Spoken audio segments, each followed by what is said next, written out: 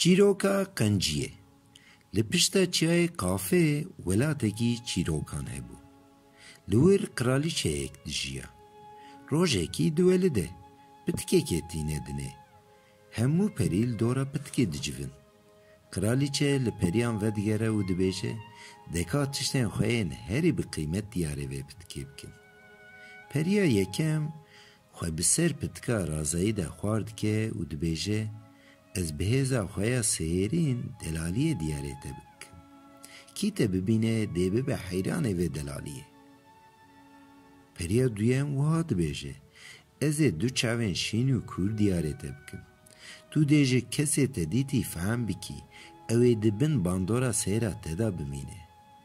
دور تی پریا سیم او جی دبیشه تو دی مینا سپینداره بجندریج بی دی دنه ده کچکه که مینا ترن تونه به یا چارم بسر درگوشه و خوارد به او دبیشه تو دی پر دولمند بی پرنسسا پریان ده پونشه دفکره او دبیشه دلالیا مروان دنبوریه روژه که روژه دن تونه چاوین ته رویه ته بجنو بالا ته دشبه کلیل کن لی دما تو اختیار ببی همو دچن دولمندی جی هکه مال یکی تنه به نباشه بیا من تشتنک و دانه پتکی نماین دنه دچن و دبهرن پری دپرسن باشه لیمه چی بدای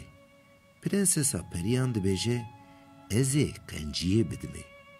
هون دزانن کروش چقاس باشو گرمه لیهکه ارتونه به گرم بکه ده چه فرقا وش زناره که بمینه قنجیه کج ناو دل دفره مینا تیریجن روژه همو تشتان دوژینه دلالیا بی قنجی مینا کلیل کا ببینه دولمندیا بی قنجی خو پرستیه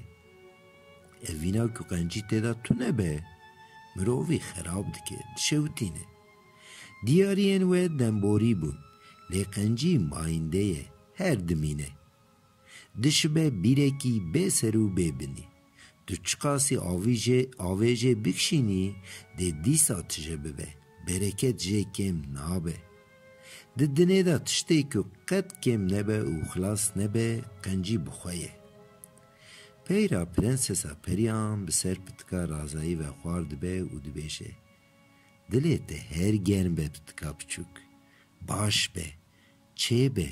بقنجیه تجه به